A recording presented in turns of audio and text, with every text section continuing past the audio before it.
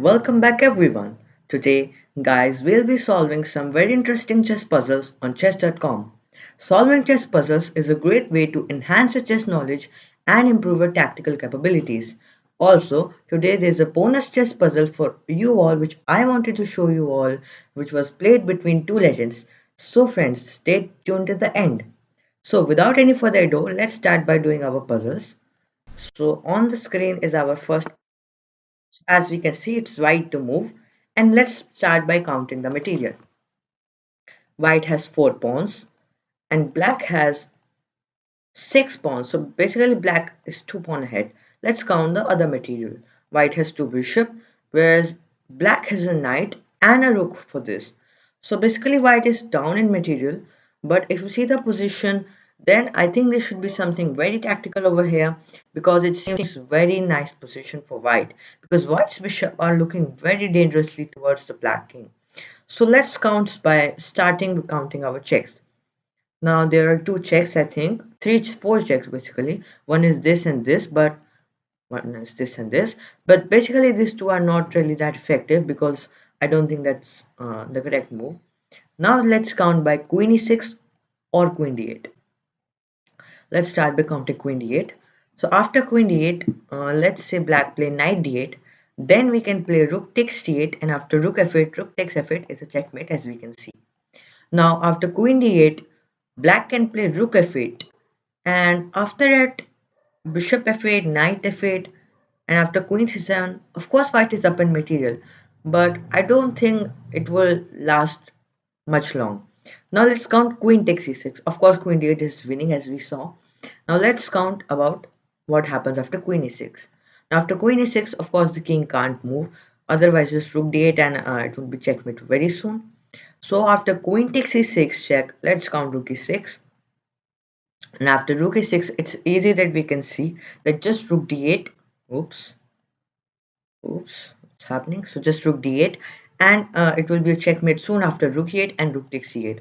So I think we should go with the move queen takes e6, and let's see if it's correct move. Queen e6, and yes, it's correct. So rook e6, and as we calculated earlier, just rook d8, and here's a checkmate.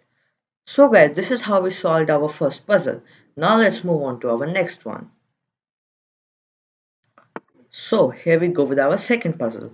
Now guys, I would also solve, but I would recommend you all to pause the video and try to solve before me. This will also enhance your chess knowledge. So now let's start this puzzle. Let's count the material first.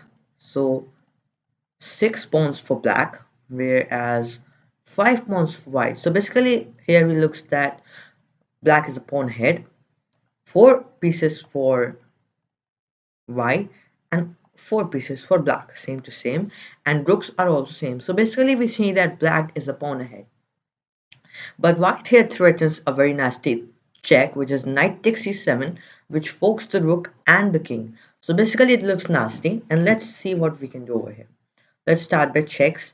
So we see that bishop is all through white's king, and in between there's a knight. So basically we can think of moving the knight, and the king has to move, and then we can think about some other interesting plans.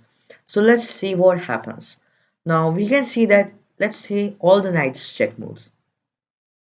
Let's check knight h3, but then just after king h1, I don't think there's much because we can't take this through mate because the rook on the a1 is protecting on f1 rook.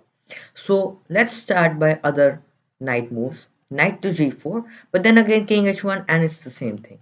Knight to e4, then again king h1, and it's the same thing. Same with knight d3.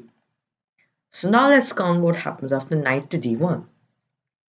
After knight to d1, knight to e3 or bishop to e3 are blockaded because just knight takes e3 or bishop takes e3 are winning the game. So after knight d1, king h1 could be played, but then we see that the rook's connection with this rook is blocked by the d1 knight, and we see that we can play rook takes f1, and the white rook on a1 is no longer able to protect the rook on f1. So I think this should be the answer, and let's go with knight to d1. Yes, it's correct. So king h1, and as we see, just rook f8, and we take the point that the rook is not able to protect f1 because of the knight on d1. So we solved our next puzzle. Now let's go on to our third puzzle. So let's go to third puzzle, and this is the third puzzle. So as we can see, it is black to move. Let's count the material. One, two, three, four. 6 pawns for black, and three, four, five, six. 6 pawns for white. White has two bishops, and black has a bishop and a knight, and white has two knights. Instead, okay, I think two knights are extra. But in this position, it looks like the queen is pretty hanging, and we can think of taking it. Now let's see what we can do in this position. Black's bishop aims to the queen on c2, and there should be something related to that. Now if we take the queen on c2, let's see what we can do over here. So let's count our forcing move, which is knight takes f3 and bishop takes c2, because these two moves look very much tempting, and I think one of them should be the answer. So now bishop takes c2 can be met by knight takes e8, and after we take on e8, bishop takes c2, and then if we count the material, then white has two rooks, and black has one rook instead of it. And I think the material is of course black is better, but I don't think that much better. So now let's count knight takes f3 if that is working. So knight takes f3, g takes f3. I think that's the best move. And rook takes e1, and rook takes e1. And then if we take the queen on c2, then I think it should work because now there's no knight e8. And if white saves his knight, then we can save our bishop on c2. And if he captures on c2, then we can capture on d6, which I think is very much winning for black. And I think this should be the answer. So let's go on with knight takes f3 check. It's correct. Now let's go rook takes c1. So basically we need to count forcing moves first and then the other moves. So like this we can solve all the puzzles. Now let's move on to our next puzzle. After which we have our bonus puzzle. So in this position, okay, it's an endgame position of course. So it is white to move and black is, okay, let's first count the material. White has two pawns and black has two pawns as well, knight and a knight.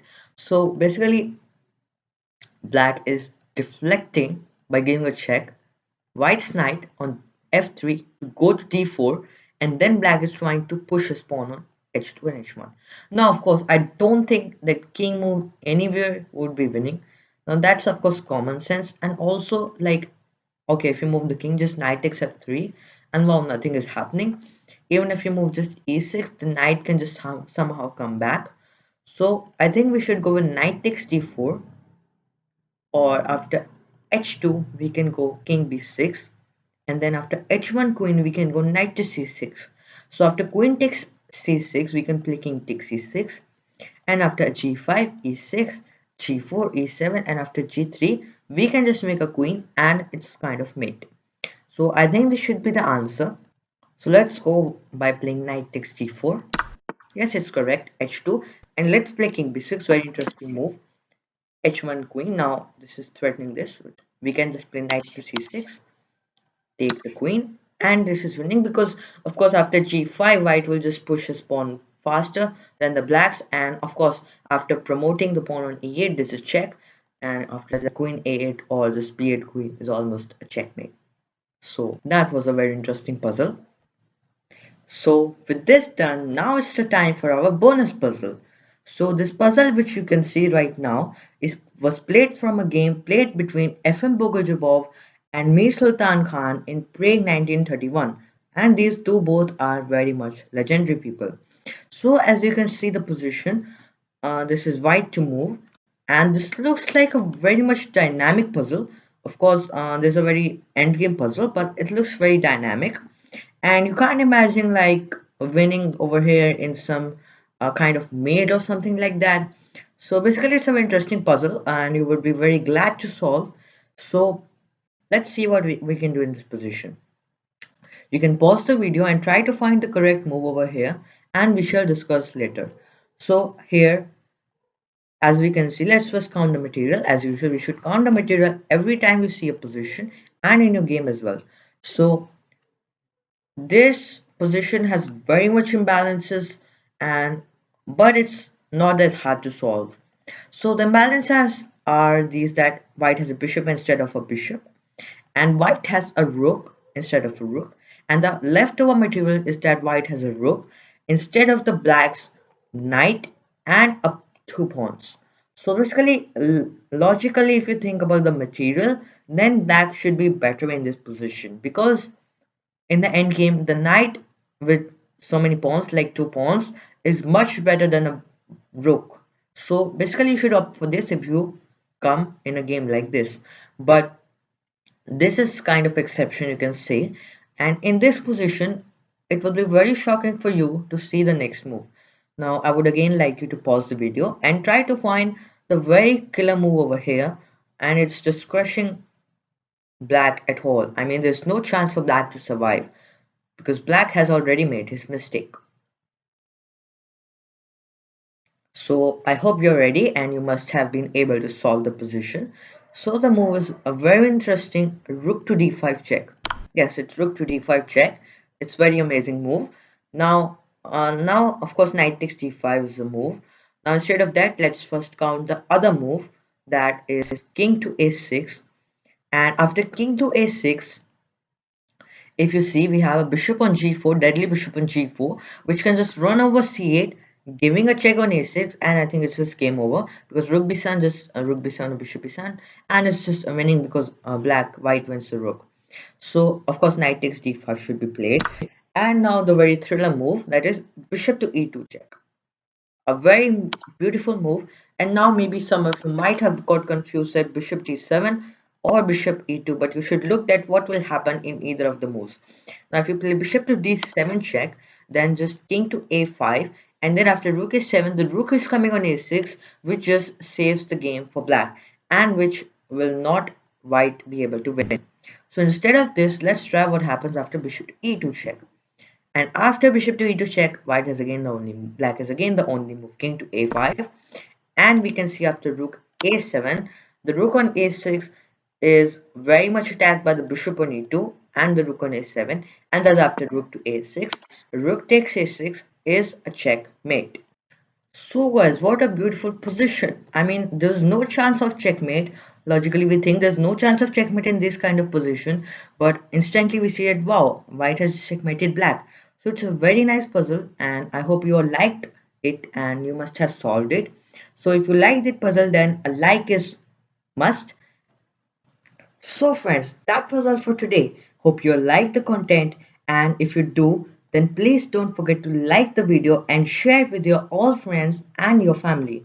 Now comment down below your suggestions about the video or about any of the puzzles that maybe you have some questions, so you can just comment below freely. If you are new to the channel, check out my previous video which is linked in the description box below and consider subscribing. Also do open the notification bell to never miss out on any of the updates. See you next time guys. Till then, keep playing.